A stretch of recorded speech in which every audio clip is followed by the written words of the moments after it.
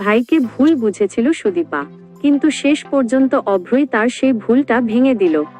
হ্যাঁ বন্ধুরা, অনুরাগের ছোঁয়া ধারাবাহিকের আগামী পর্বগুলোতে আমরা এমনটাই দেখতে পাবো। রিতমের বাড়িতে গিয়েও যখন আদিত্য সুদীপার কোনো খোঁজ পায় না, তখন তার মাথায় যেন আকাশ ভেঙে পড়ে। সে শুধু ভাবতে থাকে, আমি কোথায় পাবো সুদীপাকে।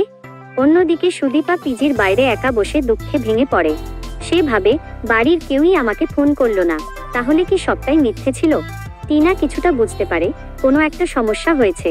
সে রাতেই অভ্রকে ফোন করে জানায় যে সুদীপা পিজিতে আছে এবং টিনার রুমেই উঠেছে। অভ্র তখন সবটা বুঝে নেয়। পরমার পায়ে চোট লেগেছিল, তাই আদিত্য তাকে কোলে করে ঘরে তুলেছিল। আর এই কারণেই সুদীপা ভুল বুঝেছে। অভ্র মনে মনে ঠিক করে, ভাই আর সুদীপার সম্পর্ক আমি এভাবে শেষ হতে দেব না। বোন ভুল করেছে, সেটা আমিই ঠিক করব।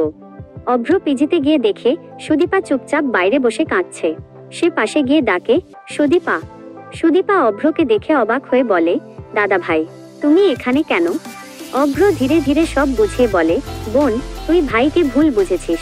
পরমা পড়ে গিয়ে চোট পেয়েছিল। ভাই শুধু দায়িত্ববোধ থেকেই তাকে সাহায্য করেছে। তোর মতো কাউকে ছাড়া ভাই থাকতে পারবে না। এই কথা শুনে সুদীপা চুপ হয়ে যায়।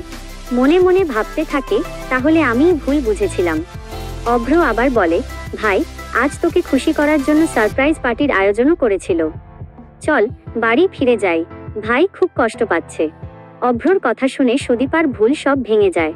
সে অভ্রকে বলে, দাদা ভাই, আমি ফিরব, চলুন। সুদীপা অভ্রর সঙ্গে বাড়ি ফেরার জন্য হাঁটা শুরু করতেই হঠাৎ সামনে আসে আদিত্য। সুদীপাকে দেখে আদিত্য থমকে যায়, আর এক মুহূর্ত দেরি না করে ছুটে গিয়ে তাকে জড়িয়ে ধরে। বন্ধুরা, তোমরা এমনটাই চাও তো?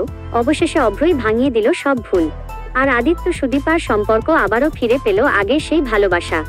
ভিডিওটি ভালো লাগলে লাইক, কমেন্ট ও শেয়ার করতে ভুলবেন না। আর নতুন হলে আমাদের চ্যানেলটি সাবস্ক্রাইব করে রাখুন, যেন অনুরাগের ছোঁয়ার আপডেট সবার আগে পান। ধন্যবাদ সবাইকে।